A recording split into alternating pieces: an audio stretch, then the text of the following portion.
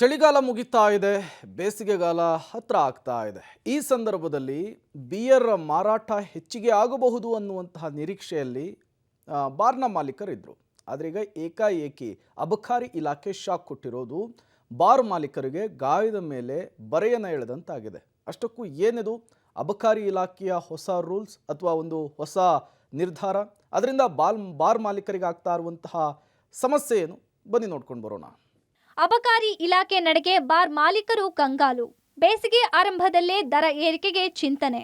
ಕಳೆದ 3 ದಿನದ ಹಿಂದಷ್ಟೇ ಅಬಕಾರಿ ಇಲಾಖೆ ಬಿಯರ್ ಮೇಲಿನ ತೆರಿಗೆ ಏರಿಕೆ ಸಂಬಂಧ ಸರ್ಕಾರದ ಮುಂದೆ ಪ್ರಸ್ತಾವನೆ ಇಟ್ಟಿತ್ತು. ಸದ್ಯ ಪ್ರಸ್ತಾವನೆ ಪ್ರಕಾರ ಪ್ರತಿ ಬಿಯರ್ ಬಾಟಲ್ನ ಮೇಲೆ 8 ರಿಂದ 10 ರೂಪಾಯಿ ದರ ಏರಿಕೆ ಸಾಧ್ಯತೆ ಇದೆ.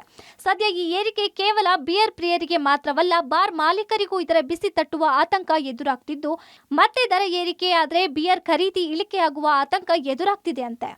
ಕಳೆದ 6 ತಿಂಗಳಲ್ಲಿ 2ನೇ ಬಾರಿಗೆ ಬಿಯರ್ ದರ ಏರಿಕೆ ಆಗ್ತಿದೆ. ಕಳೆದ 4 ತಿಂಗಳ ಹಿಂದಷ್ಟೇ ಬಿಯರ್ ಕಂಪನಿಗಳು ಉತ್ಪಾದನಾ ವೆಚ್ಚದ ಹೆಸರಲ್ಲಿ ದರ ಏರಿಕೆ ಮಾಡಿ ಬಿಯರ್ ಪ್ರಿಯರಿಗೆ ಶಾಕ್ ನೀಡಿದ್ದವು. ಆದರೆ ಆಗ ಸರ್ಕಾರ ಅಬಕಾರಿ ಸುಂಕ ಏರಿಕೆ ಇಲ್ಲ, ಕಂಪನಿಗಳ ಉತ್ಪಾದನಾ ವೆಚ್ಚವಷ್ಟೇ ಏರಿಕೆ ಆಗ್ತಿರೋದು, ಇದು ಸರ್ಕಾರದ ವ್ಯಾಪ್ತಿಗೆ ಬರೋದಿಲ್ಲ ಅಂತ ಸುಮ್ಮನಾಗಿತ್ತು.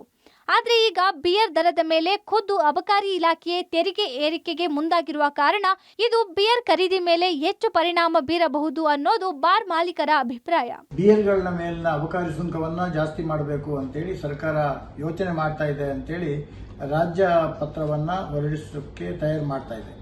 ಬಹುಶಃ ಇದು ಒಂದು ಕಡೆ ಬಹಳಷ್ಟು ಬೇಸರ ತರ್ತಕ್ಕಂಥ ವಿಚಾರ. ಯಾಕಂತ ಹೇಳಿದ್ರೆ ಈಗ ಇನ್ನು ಬಿಯರ್ ಸೇಲ್ಸ್ ಖಂಡಿತವಾಗಿ ಹೆಚ್ಚಳ ಆಗ್ತದೆ. ಯಾಕಂತೇಳಿ ಈಗ ಬೇಸಿಗೆ ಕಾಲ ಬರುತ್ತೆ. ಹೆಚ್ಚುವರಿ ಅಬಕಾರಿ ಸುಂಕವನ್ನ ಬಿಯರ್ನ ಮೇಲೆ ಜಾಸ್ತಿ ಮಾಡೋದ್ರಿಂದ ಖಂಡಿತವಾಗಿ ಬಿಯರ್ನ ಬೆಲೆ ಒಂದು ಬಾಟಲಿಗೆ ಒಂದು 10 ರೂಪಾಯಿಯಷ್ಟು ಜಾಸ್ತಿ ಆಗೋ ಸಂಭವ ಇರ್ತದೆ. ಸಾಮಾನ್ಯವಾಗಿ ಬಿಯರ್ ಹೆಚ್ಚಿನ ಪ್ರಮಾಣದಲ್ಲಿ ವ್ಯಾಪಾರವಾಗೋದು ಬೇಸಿಗೆಯಲ್ಲಿ.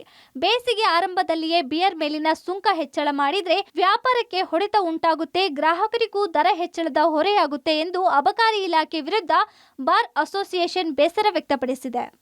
ಒಂದು ವೇಳೆ ಈ ಪ್ರೈಸ್ ರೈಸ್ ಜಾಸ್ತಿ ಆಯಿತು ಅಥವಾ ಪ್ರೈಸ್ ಇನ್ಕ್ರೀಸ್ ಆಯಿತು ಅಂದ್ರೆ ಶೇಕಡ 10% ಅಥವಾ 10 ರೂಪಾಯಿ ಪರ್ ಬಾಟಲ್ ಜಾಸ್ತಿ ಆಗುತ್ತೆ. ಇದು ಬಿಯರ್ನ ಮೇಲೆ ಸ್ವಲ್ಪ ಕಡಿತವನ್ನ ಅಥವಾ ಸೇಲ್ಸ್ನ ಮೇಲೆ ಎಫೆಕ್ಟ್ ಅನ್ನು ಖಂಡಿತವಾಗಿ ಕೊಡ್ತದೆ.